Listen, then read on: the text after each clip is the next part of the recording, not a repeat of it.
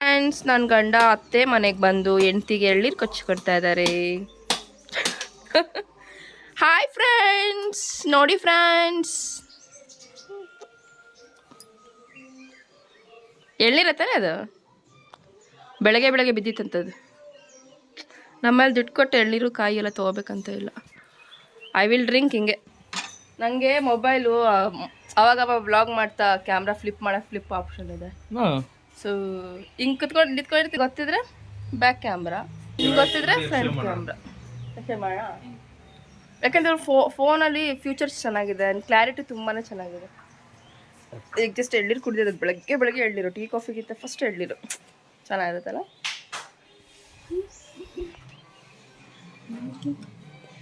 ಬೊಂಡ ಬೊಂಡ ಬೊಂಡ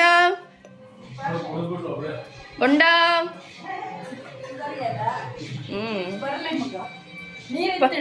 ಇತ್ತುಂಡ ಆತಿತ್ತು ತಾರಾಯ ಆತುಂಡ ತಾವು ಹಿಂದೆ ತುಲೆ ಗಟ್ಟಿ ಆತ ನೋಡಿ.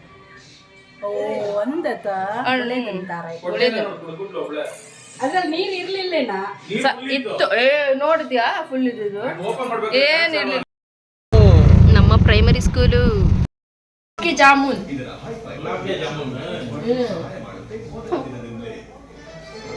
You come.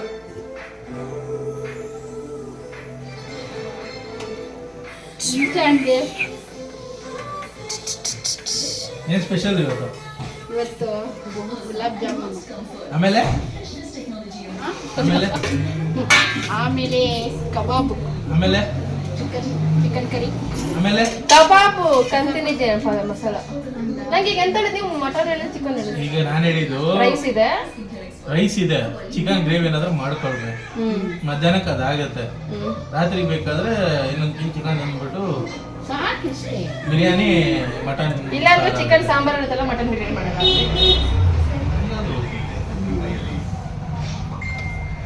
Mutton ಬಿರಿಯಾನಿಗಿಂತ sambar taste ಚೆನ್ನಾಗಿ ಬರುತ್ತೆ. ಗ್ರೇವಿನ ನನಗೆ ಮಾಡಕ್ ಬರಲ್ಲಪ್ಪ.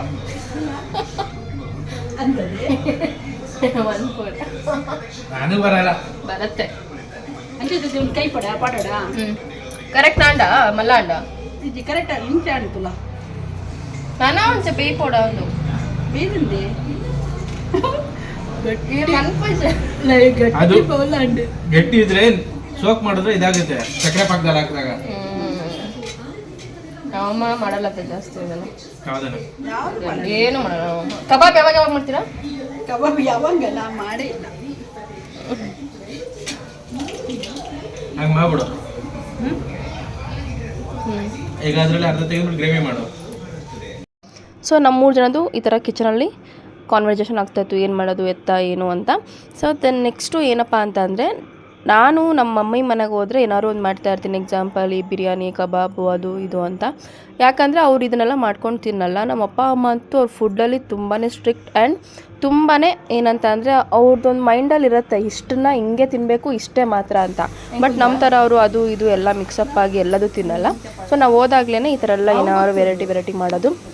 ಆ್ಯಂಡ್ ನಮ್ಮ ಮನೆಯಲ್ಲಿ ಈ ಥರ ಈ ಬಾಸ್ ಎಂಟ್ರಿ ಆಗಿತ್ತು. ಸೊ ಎಲ್ಲರೂ ನೋಡಿರ್ತೀರಾ. ಬಟ್ ನಮ್ಮಲ್ಲಿ ಏನು ಸ್ಪೆಷಲ್ಲು ಅಂದರೆ, ಇವ್ರು ಸೀದಾ ನಮ್ಮ ಮನೆ ಒಳಗಡೆ ಹಿಂದ್ಗಡೆ ಡೋರ್ ಹತ್ರನೇ ಬಂದಿದ್ದರು. ಸೊ ನಮ್ಮ ಮಮ್ಮಿ ಹತ್ರ ಬಿಸ್ಕೆಟ್ನ ಕೇಳಿ ಇಸ್ಕೊಂಡು ತಿಂತಾಯಿದ್ರು. ಇದರಲ್ಲಿ ಆ್ಯಕ್ಚುಲಿ ನನ್ನ ರಿಯಲ್ ವಾಯ್ಸ್ ಇದೆ, ಬಟ್ ರಿಯಲ್ ವಾಯ್ಸಲ್ಲಿ ನಾನು ಸಾಂಗ್ ಎಲ್ಲ ಹೇಳಿದ್ದೀನಿ, ಅದಕ್ಕೋಸ್ಕರ ಕಟ್ ಮಾಡಿದ್ದೀನಿ. ಸೇಮ್ ನಮ್ಮ ಅಜ್ಜಿ ಹಿಂಗೆ ಕೂತ್ಕೊಂಡು ಕಾಲಿಡ್ಕೊಂಡು ಒಳ್ಳೆ ದೇವ್ರೆ ಲಾಗೇಜ್ ತಮಿತ್ತು. ಹಾಯ್ ಬಾಳ ఉంది ఎంత కుల్ తెరుతులే కిరుముంతులేవు ಎಂಕಲೆ ಮಂಗನಕಲವಳು.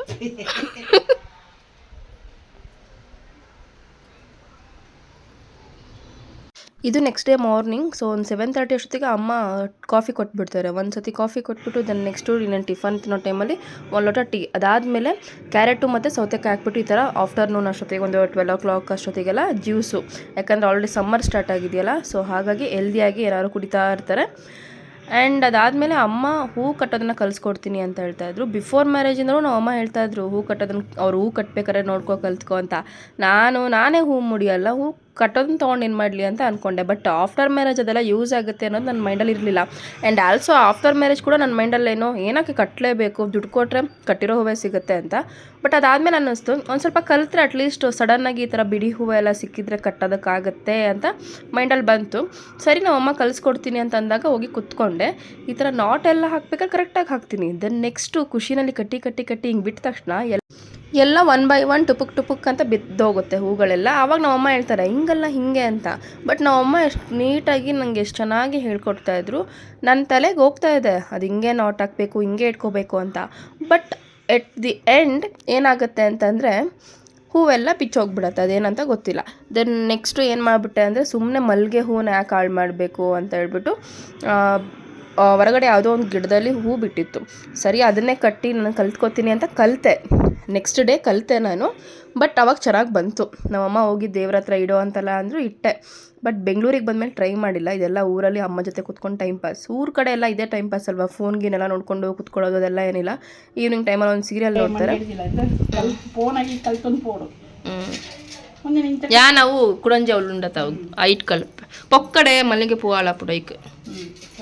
ನಾನು ಕಲಿತೀನಿ ಅಂತ ಹೇಳಿ ನನಗೆ ಅಷ್ಟು ಪರ್ಫೆಕ್ಟಾಗಿ ಆಗಿಲ್ಲ. ಸೊ ಬಟ್ ನಮ್ಮಮ್ಮ ಇಷ್ಟು ಚಂದ ಮಾಡಿದರು, ಇಲ್ಲಿಂದ ಹಿಡಿದು ಇಲ್ಲಿವರೆಗೂ ಒಂದು ಜಡೆ, ನನ್ನ ಜಡೆಗಿಂತ ಉದ್ದ ಬಂತು.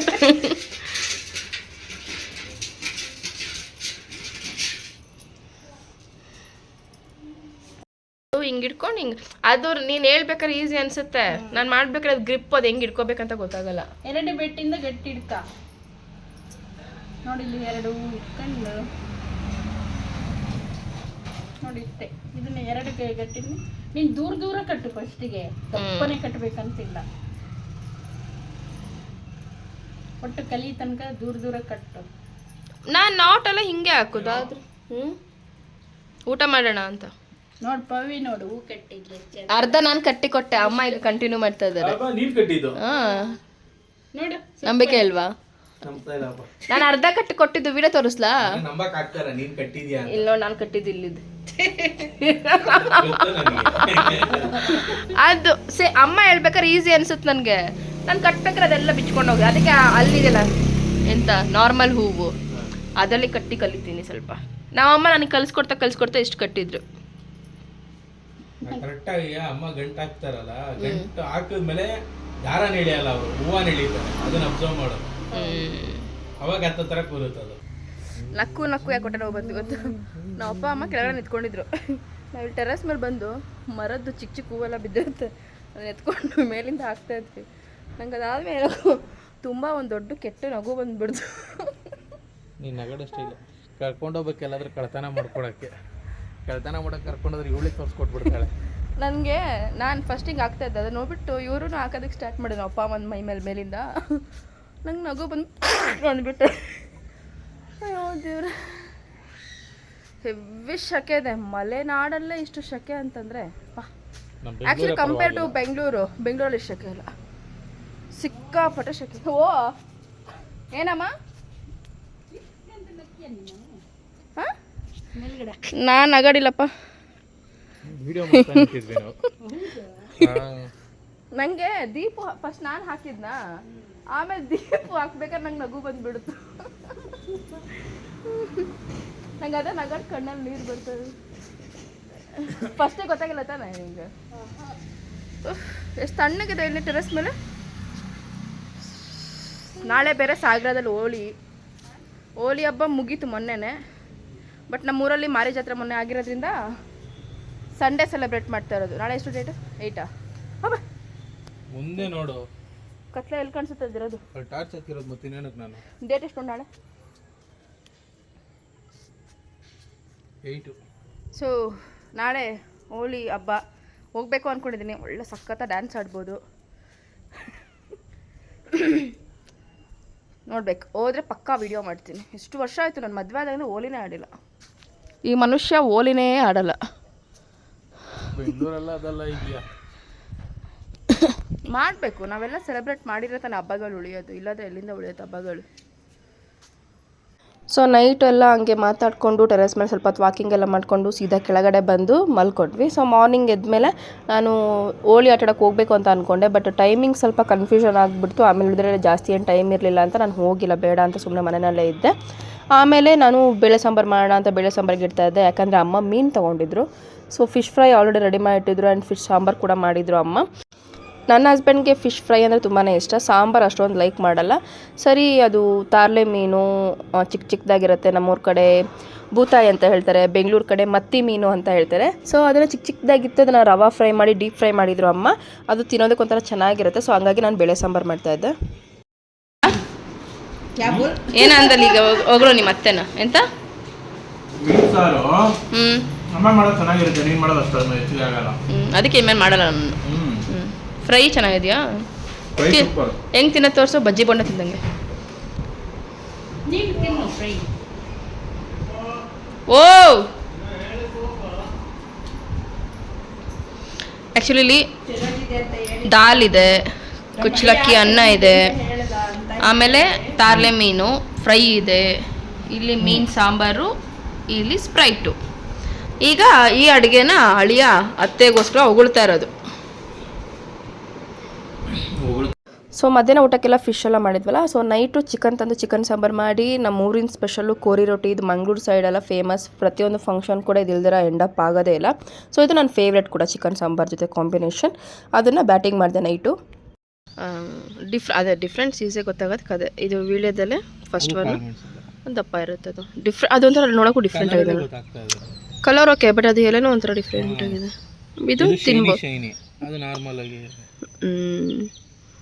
ಕಾಳು ಮೆಣಸು ಎಷ್ಟು ರೇಟ್ ಇದೆಯಲ್ಲ, 1000 ರೂಪಾಯಿ 1 kg. ಅದಕ್ಕೆ ನಾವು ಅಮ್ಮಂಗೆ ಹೇಳಿದ್ದು ನೆಕ್ಸ್ಟ್ ಇಯರ್ ನೀನು ಒಂದು ಮರ ಹಾಕು ಅಂತ. ಮರ ಬಳ್ಳಿ, ಅದು ಬಳ್ಳಿ ಸಾರಿ. ಹಾಂ, ಎಷ್ಟು ಕಾಳು ಮೆಣಸು ಬಿಟ್ಟಿದೆ? ಅದೆಲ್ಲ ಕೆಂಪು ಆಗ್ಬೇಕಂತದ್ದು, ಆದ್ಮೇಲೆ ಕಾಳು ಮೆಣಸು ಕೆಂಪು ಇರುತ್ತೆ ಅದ್ರದ್ದು. ಇರುತ್ತೆ, ತಿಂದು ನೋಡ್ಬೇಕಿದ್ರು ಅಂತ. ಇವತ್ತಿಗೆ ನಾನು ಊರಿಗೆ ಬಂದು ಡೇ 4. ಇವತ್ತು ಆ್ಯಕ್ಚುಲಿ ಊರಿಗೆ ಹೋಗಬೇಕು.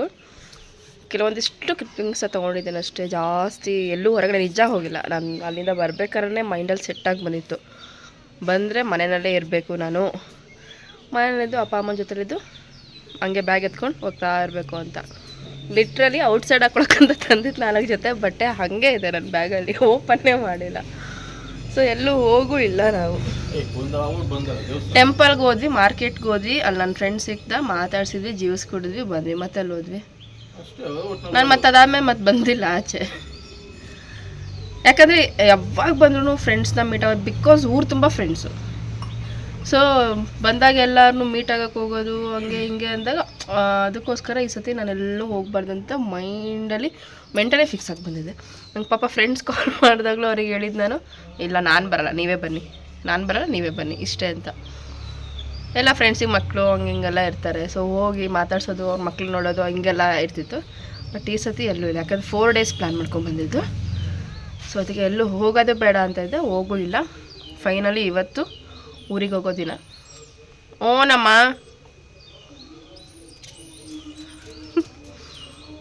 ಬುಗ್ಗಿ. ಸೊ ಫೈನಲಿ ಇವತ್ತು ಊರಿಗೆ ಹೋಗೋ ದಿವಸ ಬಸ್ಸು ಕೂಡ ಬುಕ್ ಆಗಿದೆ. ಹೋಳಿ ಆಡೋಕ್ಕೆ ಹೋಗೋಣ ಅಂದ್ಕೊಂಡೆ ನಿನ್ನೆ ನಾನು, ಬಟ್ ಆಮೇಲೆ ನೋಡಿದರೆ ಜಾಸ್ತಿ ಟೈಮ್ ಇರಲಿಲ್ಲ. ಸೊ ಹೋಗಿ ಮತ್ತೇನೋ ಅಂತ ಹೇಳ್ಬಿಟ್ಟು ಅನ್ನಿಸ್ತು. ಸೊ ಹಾಗಾಗಿ ಹೋಳಿ ಆಟಾಡೋಕ್ಕೂ ಹೋಗಿಲ್ಲ, ಮನೆಯಲ್ಲೇ ಇದ್ದೆ ಅಮ್ಮ ಅಪ್ಪ ಜೊತೆ ಟೈಮ್ ಸ್ಪೆಂಡ್ ಮಾಡಿಕೊಂಡು. ಫಸ್ಟ್ ಟೈಮ್ ಇಷ್ಟೊಂದು ಜಾಸ್ತಿ ಟೈಮ್ ಸ್ಪೆಂಡ್ ಮಾಡಿದ್ದು ನಾನು ಅಪ್ಪ ಅಮ್ಮನ ಜೊತೆ ಆಫ್ಟರ್ ಮ್ಯಾರೇಜ್ ಇದೆ ಅನಿಸುತ್ತೆ. ಯಾಕಂದರೆ ಯಾವಾಗಲೂ ಬಂದ್ರೂ ಒನ್ ಡೇ ಬಂದು ಮನೇಲಿರೋದು, ನೆಕ್ಸ್ಟ್ ಡೇಯಿಂದ ಫ್ರೆಂಡ್ಸು ಅಂತ ಅಲ್ಲಿ ಇಲ್ಲಿ ಸುತ್ತಾಡೋದು, ನೈಟ್ ಬರೋದು, ಇಲ್ಲ ಫ್ರೆಂಡ್ ಮೇಲೆ ಊಟ ಮಾಡ್ಕೊಂಬರೋದು, ಹಿಂಗೆಲ್ಲ ಮಾಡ್ತಿದ್ದೆ. ಚೆನ್ನಾಗಿತ್ತು ಈ ಸತಿ. ಇಷ್ಟು ದಿವಸ ಇನ್ನೂ ಬಂದಿಲ್ಲ, ಇನ್ನೂ ಅಪ್ಪ ಅಮ್ಮ ನೋಡಿಲ್ಲ ಅನ್ನೋ ಒಂಥರ ಫೀಲಿಂಗ್ ಇತ್ತು. 1.5 ವರ್ಷ ಆಯಿತು ಅಂತ. ಬಟ್ ಇವಾಗ ಬಂದು 4 ದಿವಸ ಹೆಂಗೆ ಕಳೀತು ಅಂತಲೇ ಗೊತ್ತಾಗಿಲ್ಲ. ಸೊ ಇನ್ನು ಬ್ಯಾಕ್ ಟು ಬ್ಯಾಂಗ್ಳೂರ್ ನೋಡುವ.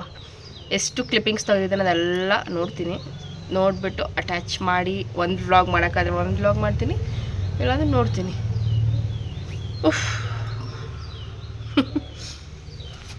ನಮ್ಮ ಮಮ್ಮಿ ಹೇಳಿದರು, ಏನಕ್ಕೆ ಇಷ್ಟು ಅರ್ಜೆಂಟಾಗಿ ಹೋಗ್ತೀನಿ, ಇನ್ನೂ 4 ದಿವಸ ಇರೋ ಅಂತ. ಇನ್ನೂ 4 ದಿವಸ ಇದ್ರೂ ಕೂಡ ನಾನು ಹೋಗ್ಬೇಕಾದ್ರೆ ಅದೇ ಮನೆಗೆ ಇಲ್ಲಿರೋಕ್ಕಾಗಲ್ಲ. ಸೊ ಅದಕ್ಕೆ ಇವಾಗಲೇ ಹೋಗ್ತೀನಿ, ಮತ್ತೆ ನೆಕ್ಸ್ಟ್ ಟೈಮ್ ಬರ್ತೀನಿ ಅಂತ ಹೇಳಿದೆ. ಅದು ನಿಜ ಅಲ್ವಾ, 4 ದಿವಸಕ್ಕೆ ಚೆಂದ ಯಾವುದೇ ಇರಲಿ. ಸೊ ಪಾಪ ಅವ್ರಿಗೂ ಬೇಜಾರಾಗ್ತಿದೆ, ಏನು ಮಾಡೋದು. ನೆಕ್ಸ್ಟ್ ಟೈಮ್ ಮತ್ತೆ ಬರ್ತೀನಿ. ನೆಕ್ಸ್ಟ್ ಟೈಮ್ ಬಂದು ಫುಲ್ ಮೆಮೊರಿ ಕ್ರಿಯೇಟ್ ಮಾಡಬೇಕು, ಎಲ್ಲಿಗಾರು ಹೋಗಬೇಕು, ಎಲ್ಲರೂ ಒಂದಿಷ್ಟು ವೀಡಿಯೋಸ್ಗಳನ್ನ ಮಾಡಬೇಕು ಅಂತ ಅಂದ್ಕೊಂಡಿದ್ದೀನಿ. ನೋಡುವ. ಸೊ ಅಮ್ಮ ನನಗೆ ಅಂತ ಶೇಂಗಾದು ಚಟ್ನಿ ಪುಡಿ ಮಾಡಿಕೊಡ್ತಾಯಿದ್ರು. ನಾನು ಮದುವೆ ಆಗಿರೋ ಇಷ್ಟು ವರ್ಷದಲ್ಲಿ ಫಸ್ಟ್ ಟೈಮ್ ಇದನ್ನೆಲ್ಲ ನಾನು ಮಾಡಿಸ್ಕೊಂಡು ತೊಗೊಂಡು ಹೋಗ್ತಾ ಇರೋದು, ಇಲ್ಲಾಂದರೆ ಸುಮ್ಮನೆ ಬಂದು ಸುಮ್ಮನೆ ಹೋಗ್ತೀನಿ. ನಾನಿವತ್ತು ಊರಿಗೆ ಹೋಗೋಣ ಅಂತೆಲ್ಲ ಎತ್ತಿ ಇಡ್ತಾ ಇದ್ದೆ. ನಮ್ಮಮ್ಮ ಒಂದೊಂದೇ ಅವರ ಸೀರೆ ತೋರಿಸ್ತಾ ಇದ್ರು. ನಮ್ಮ ಅಣ್ಣ ಅದಕ್ಕೆ ಕೊಟ್ಟಿದ್ದು, ನಮ್ಮ ಅಣ್ಣನ ಮದುವೆನಲ್ಲಿ ಬಂದಿದ್ದು. ನಮ್ಮಮ್ಮ ಪಾಪ ಫಸ್ಟಿಗೆ 2-3 ಸೀರೆ ಇತ್ತೇನೋ, ಇವಾಗ ಬೀರು ತುಂಬ ಯಾವ ಸೀರೆ ಉಟ್ಕೊಂಡು ಹೋಗ್ಬೇಕು ಅನ್ನೋ ಕನ್ಫ್ಯೂಷನಲ್ಲಿದ್ದಾರೆ. ಇದು ಯಾವ ಸೀರೆ ಅಮ್ಮ? ಇದು ಯಾರೇ ಸೀರೆನಾ? ಎಷ್ಟು ವರ್ಷ ಆಯ್ತು ಇದಕ್ಕೆ? 37 ವರ್ಷ ನಡೀತಾ ಇದೆ. ಇದೇನು ಸೀರೆ ಅನ್ನೋದು ಇದಕ್ಕೆ? ಬನಾರಸ್. ಆ್ಯಕ್ಚುಲಿ ಅವಾಗಿನ ಸೀರೆ ಎಲ್ಲ ನೋಡೋದಕ್ಕೂ ಲುಕ್ ಆಗಿತ್ತು, ತುಂಬ ಸ್ಮೂತ್ ಆಗಿತ್ತು. ಓಪನ್ ಮಂತ್ಲಿ ಒಂದನ್ನು ಕವರು. ನಮ್ಮ ಅತ್ತೆ ಹತ್ರನೂ ತುಂಬ ಹಳೆ ಸೀರೆಗಳಿದೆ ಅವಾಗಿನ. 37 ವರ್ಷದ ಸೀರೆನ ಇದು. ಎಷ್ಟು ಸ್ಮೂತ್ ಆಗಿದೆ ಅಂದ್ರೆ ಒಳ್ಳೆ ಪೇಪರ್ ಇದ್ದಂಗೆ, ಟಿಶ್ಯೂ ಪೇಪರ್ ಇದ್ದಂಗೆ ಅಷ್ಟು. ಇವಾಗೆಲ್ಲ ದಪ್ಪ ದಪ್ಪ ಸೀರೆ. ದಾರೆ ಸೀರೆ. ಹಾಂ, ನಾನು ವಿಡಿಯೋ ಮಾಡಿಲ್ಲ ಅದನ್ನು, ಮೆಮೊರಿ ಅದು. ಎಷ್ಟು ತಳ್ಳಗಿದೆ ಅಂದರೆ ಉಟ್ಕೊಂಡ್ರೆ ಮೈಗೆ ಅಂಟ್ಕೊಳ್ಳುತ್ತೆ.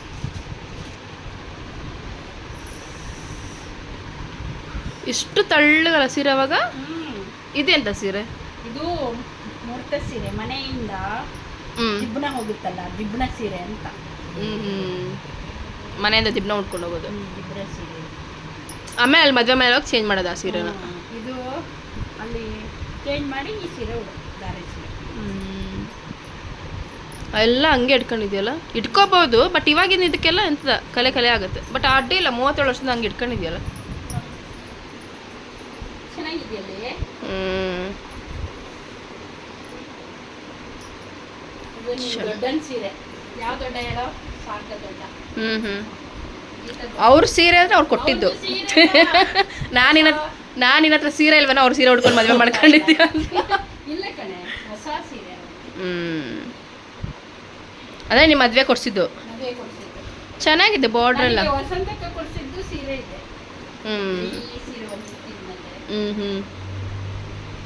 ಅಡ್ಡಿಲ್ಲ. ನನಗೂ ಇವಾಗ ಮದುವೆ ಆದ್ಮೇಲೆ ತುಂಬ ಸೀರೆಗಳು ಬಂದಿದೆ. ಹೊಲಿಸಿ ಹಾಕೊಳಕ್ ಬೇಜಾರು. ದುಡ್ಡು ಸಿದ್ದರಾಮಯ್ಯ ಅಲ್ಲ ಅದು, ನಮ್ಮಮ್ಮಂಗ ಅಣ್ಣ. ನಮ್ಮಮ್ಮಂಗ ಅಣ್ಣ, ನಮಗೆ ಸೋದ್ರ ಮಾವ ಅವರು. ಯಾರು ನೋಡಿದ್ರು ಸಿದ್ದರಾಮಣ್ಣ ಅಂದರೆ ಇವ್ರ ಅಣ್ಣ ಅನ್ಕೋಬೇಕು. ಸೊ ಬ್ಯಾಂಗ್ಳೂರಿಂದ ಬರ್ತಾ 4 ಡೇಸ್ಗೆ ಹೋಗ್ತಾ ಇದ್ದೀನಿ ಅಂತ ಮೈಂಡಲ್ಲಿತ್ತು. ದೆನ್ ನೆಕ್ಸ್ಟು ಅಮ್ಮ ಮನೆಗೆ ಬಂದಮೇಲೆ 4 ಡೇಸ್ ಹೆಂಗಾಯಿತು ಅಂತಲೇ ಗೊತ್ತಾಗಿಲ್ಲ. And more over first time ನಾನು 4 ಡೇಸ್ ಕೂಡ ಅಪ್ಪ ಅಮ್ಮನ ಜೊತೆ ಬೆಳಗ್ಗೆಯಿಂದ ರಾತ್ರಿವರೆಗೂ ಇದ್ದಿದ್ದು ಫಸ್ಟ್ ಟೈಮ್. ಇಲ್ಲಾಂದರೆ ನಾನು ಫಸ್ಟ್ಗೆ ಈ ಥರ ಆಚೆ ಹೋಗ್ತಾ ಇರ್ತಿದ್ದೆ ಎಲ್ಲಿಗಾದರೂ ಸುತ್ತಾಡೋದಕ್ಕೆ. ಈ ಸತಿ ಎಲ್ಲೂ ಹೋಗಿಲ್ಲ. ಆ್ಯಂಡ್ 4 ಡೇಸ್ ಆ್ಯಕ್ಚುಲಿ ಬೇಗ ರಪ್ಪ ಅಂತ ಮುಗೀತು ಅಂತ ಅನ್ನಿಸ್ತು. ನಮ್ಮ ಪಪ್ಪ ನಮ್ಮಮ್ಮನೂ ಕೇಳ್ತಾ ಇದ್ರು ಇನ್ನೊಂದು 4 ದಿವಸ ಇರ್ಬೋದಿತ್ತು ಅಂತ. ನಮ್ಮಮ್ಮ ಅಂತೂ ಮಗ ನಿಜ ಊರಿಗೆ ಹೋಗ್ತಾ ಇದೆಯಾ ಅಂತಲೇ ಹೇಳ್ತಾಯಿದ್ರು. ಆ್ಯಂಡ್ ಫೈನಲಿ ನಮ್ಮ ಬೆಕ್ಕಿನ ಜೊತೆ ಎಲ್ಲ ಮಾತಾಡಿಕೊಂಡು ಆ್ಯಂಡ್ ದೆನ್ ನೆಕ್ಸ್ಟ್ ಅಕ್ಕಪಕ್ಕದವ್ರಿಗೆಲ್ಲ ಬಾಯ್ ಹೇಳಿ ಸೀದಾ ಬಸ್ಸಲ್ಲಿ ಬಂದು ಕೂತ್ಕೊಂಡೆ. ನಿಜ ಆವಾಗ ಅನಿಸಿದ್ದು ನಿಜವಾಗ್ಲೂ ನಾನು ಬಂದು ರಿಟರ್ನ್ ಹೋಗ್ತಾ ಇದ್ದೀನಿ ಅಂತಲೇ ಫೀಲ್ ಆಗಿದ್ದು. ಯಾಕಂದರೆ ಹೋಗ್ಬೇಕಾಗಿರೋ ಜೋಶು ಬರ್ಬೇಕಾದ್ರೆ ಆ ಜೋಶ್ ಇರೋಲ್ಲ, ನಿಜ ಹೇಳಬೇಕು ಅಂತಂದರೆ. ದೆನ್ ನೆಕ್ಸ್ಟು ಒಂದು 2 ಡೇಸ್ ನಾನು ಒಂದು ಸ್ವಲ್ಪ ಊರಿಗೆ ಬಂದಮೇಲೆ ಮೂಡ್ ಆಫ್ ಆಗೇ ಇದ್ದೆ. ನನ್ನ ಹಸ್ಬೆಂಡಿಗೆ ಫಸ್ಟ್ಗೆ ಹೇಳಿದ್ದೆ ನಂಗೆ ಒಂದು 2 ಡೇಸ್ ನನಗೇನು ಮಾತಾಡ್ಸೋಕ್ಕೆ ಹೋಗಬೇಡ ಅಂತ. ಬಿಕಾಸ್ ಅದು ಮೂಡ್ ಒಂಥರ ಇರುತ್ತಲ್ವ. ಸರಿ ಅಂತ ಹೇಳ್ಬಿಟ್ಟು ಅದಾದಮೇಲೆ ಅಡ್ಜಸ್ಟ್ ಆಯಿತು, ಯಾಕಂದರೆ ನನ್ನ ಜೊತೆ ಸಿಂಬಾ ಎಲ್ಲ ಇರ್ತಾನಲ್ವ. ಸೊ ದೆನ್ ನೆಕ್ಸ್ಟು ನನ್ನ ರೊಟೀನ್ ಹಂಗೆ ಸ್ಟಾರ್ಟ್ ಆಯಿತು. ಸೊ ಇದಾಗಿತ್ತು ನನ್ನ ತವರು ಮನೆಯ vlog. Thank you so much.